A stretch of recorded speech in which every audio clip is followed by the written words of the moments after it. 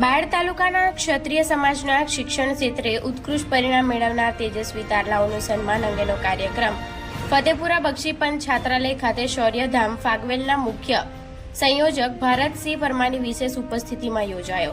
કાર્યક્રમમાં ધોરણ 10 અને ધોરણ 12માં ક્ષત્રિય સમાજનું નામ રોશન કરી શાળામાં સારું પરિણામ મેળવનાર વિદ્યાર્થીઓને અભિવાદન સન્માન કરવામાં આવ્યું અને તેમની ભવિષ્યની કારકિર્દી અંગે શુભેચ્છાઓ પાઠવવામાં આવી. કાર્યક્રમમાં બાયડ તાલુકાના ક્ષત્રિય સમાજના આગેવાનો, વડીલો, પદાધિકારીઓ, હોદ્દેદારો અને વિદ્યાર્થીઓ તેમજ વાલીઓ હાજર રહ્યા હતા. Bureau chief Rakesh Jhala, Gujarat crime news, Bayad.